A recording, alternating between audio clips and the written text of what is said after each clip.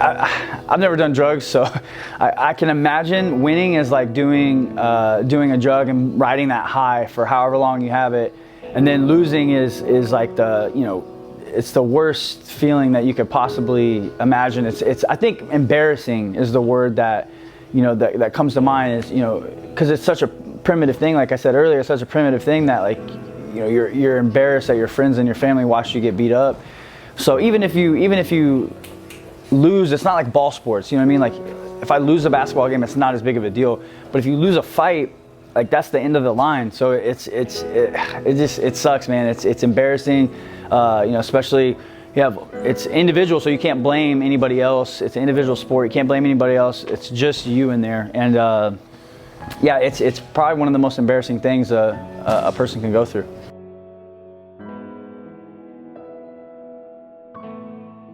So I show up at Factory X. I show up at Factory X around the Crookshank fight. That was my first fight with Marc. And other than the show, I think we won 6 fights in a row. And I definitely give Marc a ton of credit for. He did a great job. I think just organizing my game, organizing my thoughts, and kind of just putting together. He's very good at putting together a plan, but more specifically, he's very good at being a leader to people. And I'm a guy that likes to be led whenever I go to fight.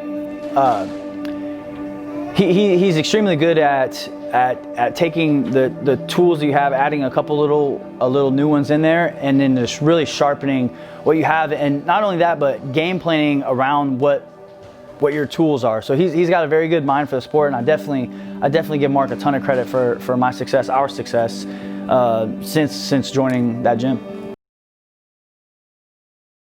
I've always felt like I haven't got the notoriety that I've deserved, and I think it's because I don't fight. The volume that I fight is low. Like I don't fight often, so I think that show was a good way for me to kind of get my name out there more and show everybody my skills. And that show is a beast, man. It's there's anything like it on the planet. I think it's the toughest tournament that you'll ever go through. Just not just the fighting itself, but dealing with the people in the house, dealing with the circumstances where you can't talk to anybody that you're living with. Like literally, I fought every single person that I stayed with in the room. So it definitely makes the mental aspect of it. If you can make it through that, everything just seems a lot easier after that show.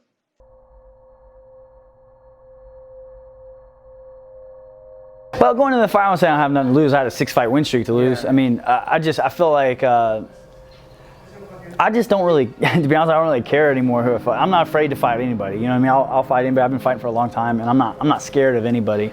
All that being said, I do try to make smart, educated decisions on my career. I see the brain damage a lot of these guys are taking, and I prefer not to be a part of that. But we got first round.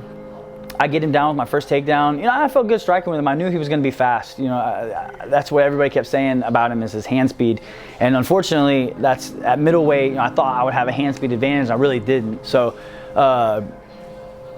first round, I get him down and I get his back for 4.5 minutes. And he was just so strong. His hips were strong. He did a really good job of keeping my choking arm on top. I had a really hard time getting underneath his chin. I got under one time, and he did a really good job flip-flopping his hips. He was just real strong in the first. So I thought I won the first convincingly. The second, it was pretty much the opposite. I got beat up in the second, and I remember going on a stool in between the second and third, and Marc is like looking at me, and it's like I don't really like hear anything. I just remember him yelling at me. I just see his mouth moving, and I don't remember a word he said, to be honest with you. But he was yelling at me, and I was like, "Oh, he looks pissed. I better do something here." So I knew it was 1-1 going into the third, and I thought it was 1-1 going into the third. I thought it was pretty clear cut. So I go in, I was like, I'm just gonna go try to knock this dude's head off. I'm gonna try to hit him as hard as I can. And I hit him with a bunch of good shots. I thought I won the third, and then obviously I ended up losing a split decision. I feel to this day, I feel adamant that I won that fight. I controlled the first round, 4.5 minutes on his back. Look at the third round stats. I won every stat there is in the third. And yeah, it's unfortunate. It sucks because that was that could have been a huge deal for me. But I definitely didn't lose anything by taking that fight. If anything, I gained more. I just always, in the back of my head, I'm always like, what could I have gotten more if I would have won that fight?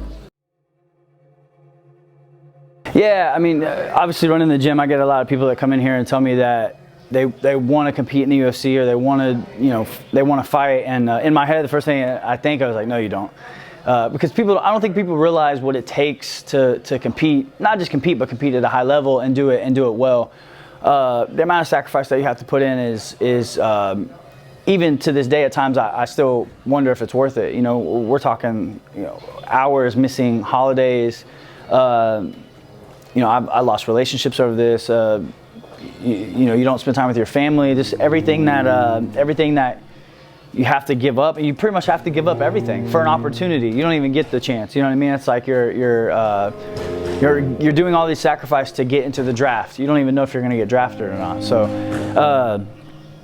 and I would say this: getting there is not necessarily the hard part. Staying there for a long period of time is what's difficult. So just getting here isn't enough. You have to stay here, and the kids coming in now are better athletes. They're faster, they're stronger, they're more technical. So you have to evolve with the game. So you pretty much have to live in this gym day in, day out, and get better with the game. I mean, if you watch the sport, the game literally evolves every week, more now. So you have to do that. You have to sacrifice your game for the evolution of the sport. You have to sacrifice your life for the evolution of the sport. My wife is incredible. I mean, to live the life that I live, it is impossible to do without having a supporting cast at home. And my wife does an incredible job taking care of the kids.